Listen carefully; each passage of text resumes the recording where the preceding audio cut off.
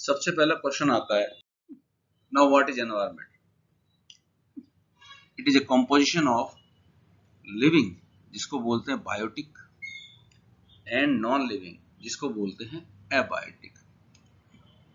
Living मतलब जिसमें जान है, नॉन लिविंग जिसमें जान नहीं है, थिंग्स।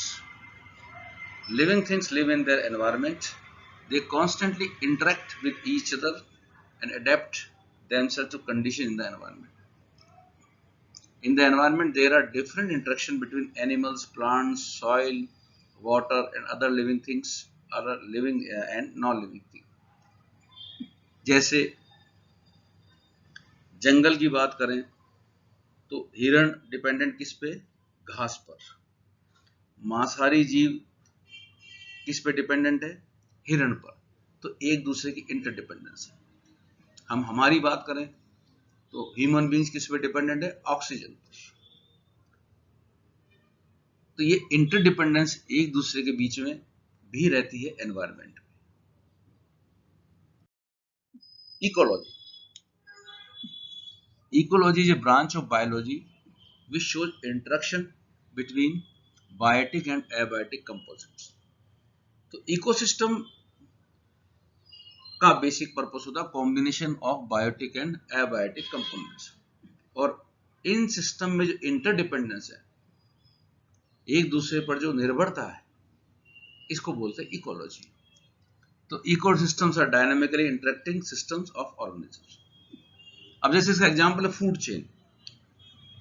फूड चेन में a food chain shows how each living thing get food and how nutrients and energy are passed from creature to creature. जैसे अभी आपको बताया था, जंगल में क्या होता है, खरगोश और हिरण किस पे डिपेंड करते हैं? घास पर। उनके लिए घास का होना जरूरी है, क्योंकि घास ही उनकी एनर्जी की सप्लायर है।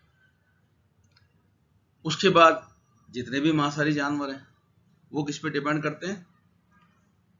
इन्हीं पर, जो शाकाहारी भी हैं और मांसाहारी भी हैं। तो इस तरह के एक चेन डेवलप हो जाती है, जिसको बोलते हैं हम फूड चेन। इसके बाद आता है वाटर साइकिल। क्या होता है water cycle? The water cycle shows the continuous movement of water with in the earth and atmosphere.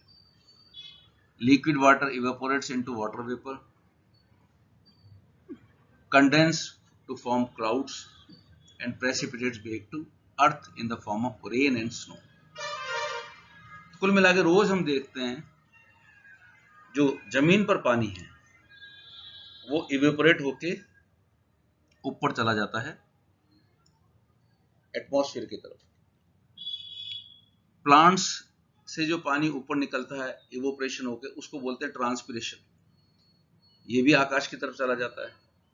अब जब वहां सूटेबल कंडीशंस होती हैं तो कंडेंसेशन होता है, और यही पानी वापस बरसात या स्नो इन विभिन्न फॉर्म्स में वापस जमीन की तरफ आ जाता है। तो जमीन से आकाश और आकाश से वापस जमीन की तरफ जो ये वाटर का मूवमेंट है, इसको बोलते हैं वाटर साइकिल। ये जो फिगर बता रखा है, इसमें आपके सामने जो मैंने अभी बोला वो एक डायग्राम की फॉर्म में दिखा रखा है कि पानी कैसे ऊपर जा रहा है इवेपोरेशन और ट्रांसपिरेशन से, और वापस बरसात या स्नो की फॉर्म में नीचे आ रहा है। So this is water cycle. अब वाटर साइकिल की तरह ही एक आपके सामने वापस एक प्रस्तुतिकरण है जिसको बोलते हैं ऑक्सीजन साइकिल। यहां पर भी आप बड़े आसानी से देख सकते हैं, प्लांट्स एक्सहेल क्या करते हैं, क्या निकालते हैं? ऑक्सीजन। ऑक्सीजन एटमॉस्फेयर में जाता है। जो एनिमल्स हैं, जो ह्यूमन बीइंग्स हैं, वो क्या करते हैं? ऑक्सीजन का इनटेक करते हैं, जैसे हम लोग करते हैं। ऑक्सीजन लेते हैं और क्या छोड़ते हैं? Carbon dioxide. अब ये जो कार्बन डाइऑक्साइड है, जैसा कि आप जानते हैं, फोटोसिंथेसिस के प्रक्रिया के समय, फोटोसिंथेसिस क्या होता है कि सूरज की रोशनी और पानी की प्रेजेंस में जो प्लांट्स हैं वो क्या एब्जॉर्ब करते हैं? Carbon dioxide.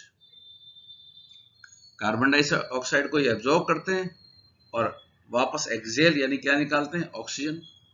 तो ये एक सर्किल या जो साइकिल चलता रहता है। ऑक्सीजन प्लांट्स द्वारा बाहर निकाली जाती है, इसी ऑक्सीजन को ह्यूमन बींग्स और जो एनिमल्स हैं ये इसको इनहेल करते हैं। इनहेल मतलब सांस के साथ अंदर लेना, और वापस क्या छोड़ते हैं? Carbon dioxide. ये फोटोसिंथेसिस के प्रोसेस में वापस प्लांट क्या करते हैं? एब्जॉर्ब करते हैं और वापस ऑक्सीजन को एक्सहेल करते हैं। तो ये ऑक्सीजन का जो एक सर्किल बना है जिसमें ये बनती है, एब्जॉर्ब होती है, वापस बनती है, इसको हम बोलते हैं ऑक्सीजन साइकिल। जैसे अभी हमने वाटर साइकिल पढ़ा था। तो ये ये ऐसा नहीं है कि कंज्यूम होगी तो अब नहीं बनेगी। इसका फॉर्मेशन भी हो रहा है, कंजम्पशन भी हो रहा है, वापस फॉर्मेशन भी हो रहा है, कंजम्पशन भी हो रहा है, इसलिए इसका नाम हम देते हैं ऑक्सीजन साइकिल। तो ऑक्सीजन साइकिल के बारे में अभी आपने चित्र द्वारा समझा कि किस तरह ऑक्सीजन साइकिल मेंटेन होती है। इसको मेंटेन वर्ड यहाँ पे काम में लेना जरूरी है। हमेशा ऑक्सीजन आपको मिलेगी, फॉर्म भी होगी, कंज्यूम भी होगी, वापस फॉर्म होगी, वापस कंज्यूम होगी। अब इसको हम यूं समझा सकते हैं कि oxygen cycle plays an essential role in existence of life on earth. Oxygen का अर्थ पर जो भी लाइफ है इसके लिए एग्जिस्टेंस बहुत जरूरी है। The oxygen cycle is a biological process which helps in maintaining the oxygen level by moving through three main spheres in earth which are, ये आप जानते हैं, एटमॉस्फेयर, लिथोस्फीयर, बायोस्फीयर। अब क्या होता है स्टेजेस ऑफ ऑक्सीजन साइकिल? यदि आपसे क्वेश्चन पूछा जाए तो स्टेजेस आपको इस तरह बतानी है। Stage 1, all green plants during the process of photosynthesis release oxygen back into the atmosphere by, it can be known as byproduct। जो मैंने अभी आपको बताया, जितने भी ग्रीन प्लांट से ऑक्सीजन को रिलीज करते हैं। All aerobic organism use free oxygen for respiration. जो ऑर्गेनिजम्स होते हैं इन सबको रेस्पिरेशन प्रोसेस में क्या करते हैं? ये कंज्यूम करते हैं ऑक्सीजन को। अब लास्ट क्या है कि इसी प्रोसेस में एनिमल्स और ह्यूमन बींग्स, ऑर्गेनिजम्स, ये क्या एक्सहेल करते हैं? Carbon dioxide.